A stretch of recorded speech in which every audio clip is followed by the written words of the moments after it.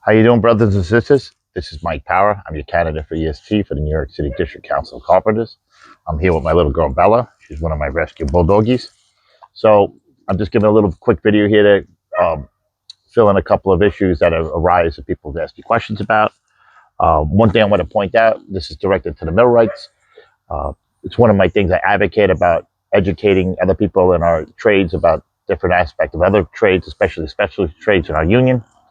A couple of years back when I was working with NYC, I came across the trash compactor work that was being done. I also came across other issues with the floor covers, but that's another statement for another video. But in that thing, I met contractors who were doing work with the city for decades. They're doing trash compactor work.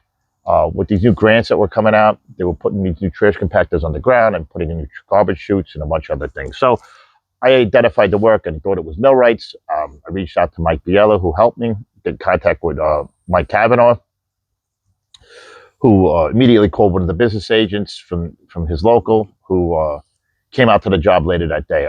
Cross communication, we missed each other, but that business agent actually called me back the next day to tell me what went on. He was very stand up. I thought was actually he did what a business agent should do and reach out to the person who helped reported the work to let it know that he was on top of it. And I was very impressed the way how 740 handled their work. So anyway, with that being said, he talked to the contractor.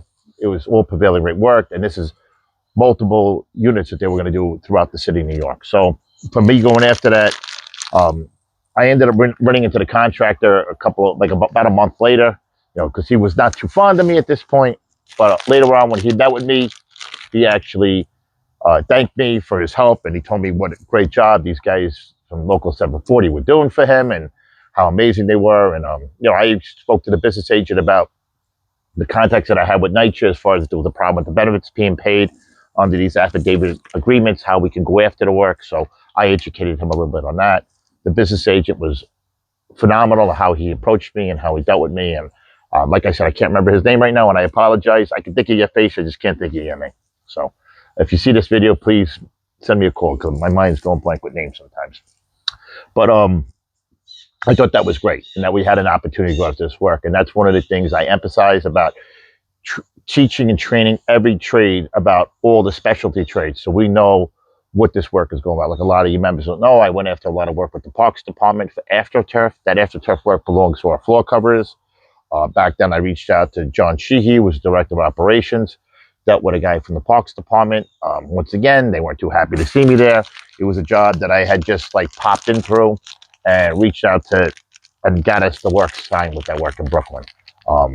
It's little things like that we need to do to go after our work to get it.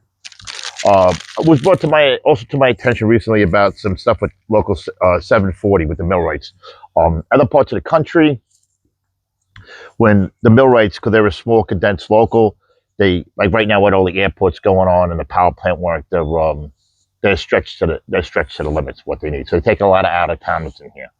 And something I would like to look into that they do in other parts of the city is they do a waiver when they're really busy and gives the opportunity to their retirees to waive their 39-hour requirement. So those chosen few who feel like they would want to come back and work to fill in that gap for our members, they'd be able to do that and still collect their pension.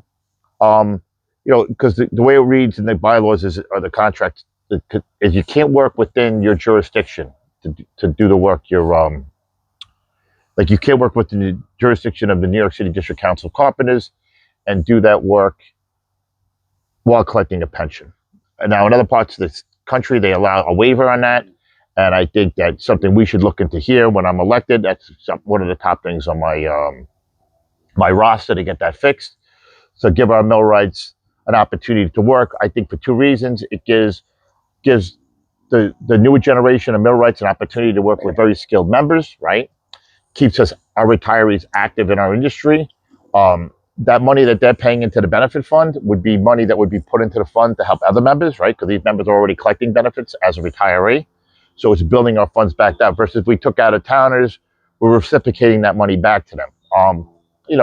It's just an opportunity, I think, to build on us first to build forward. And I'm a huge advocate for retirees because, we owe everything to retirees. And I think the older generation shop stewards and foremen and supers, these guys were strong union believers. And I think somewhere along the line, we've lost that gap.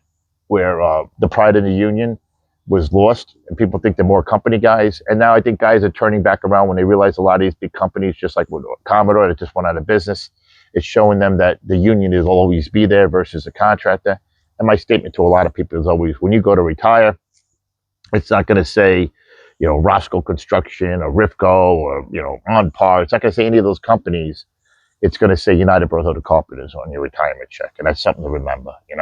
So we need to focus on that.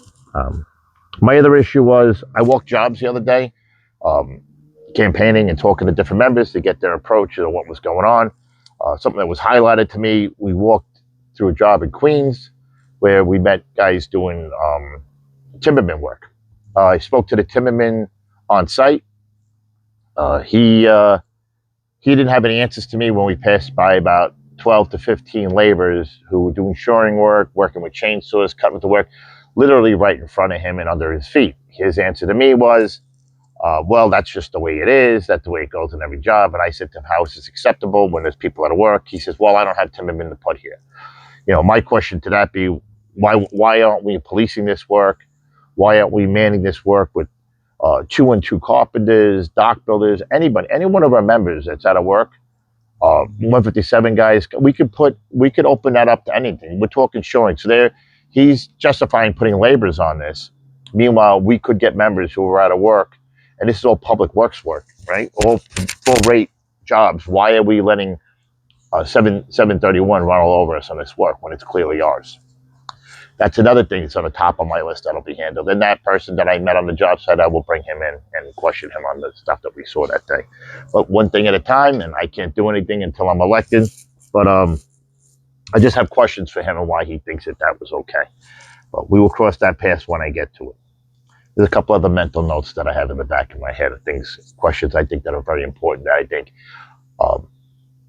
contract enforcements aren't being handled correctly. I spoke to a guy the other day who pretty much told me he was a B-rate carpenter, finished his hours over 2 years ago, but he's afraid to become an A-rate carpenter because he'll get laid off. It's screwing the system up because it's affecting our A-rate guys, and nobody's policing the work as far as monitoring how many A guys and B guys are on the job. I've spoken to people saying that they haven't been a business agent on a job since they got there.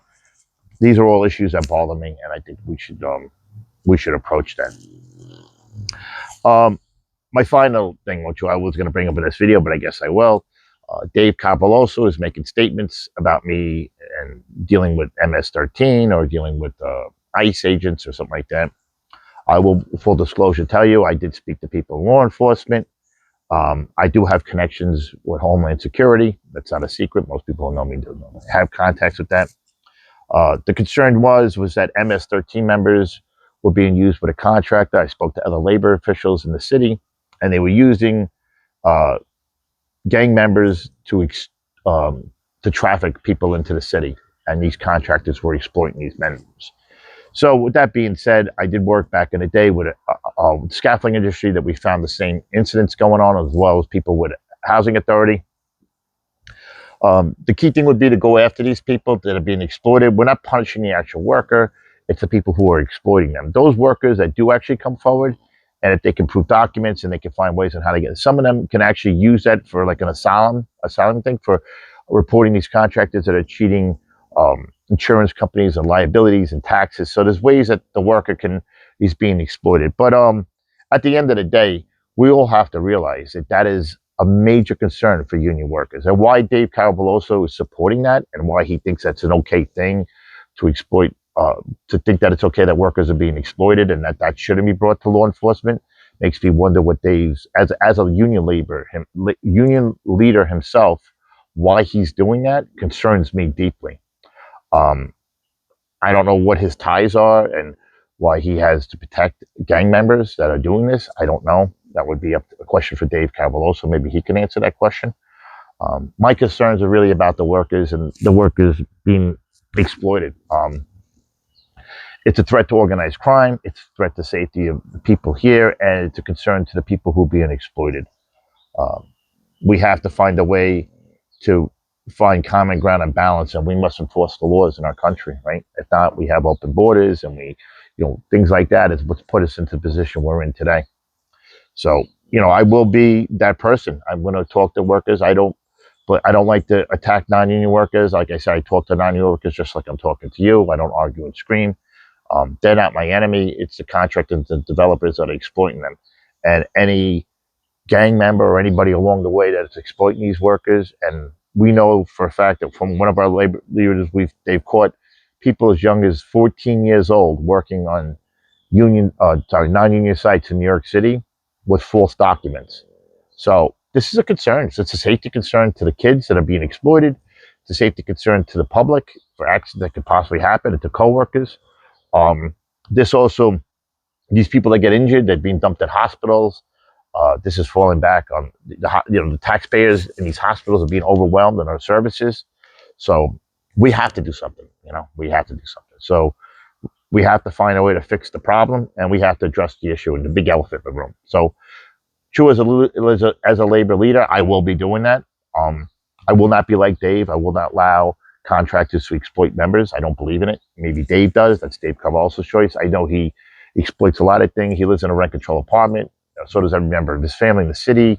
He's got family on the board. They work that thing, how he operates his system, just like a lot of other people. So he works the system to his benefit, and that's the way he operates. I operate differently.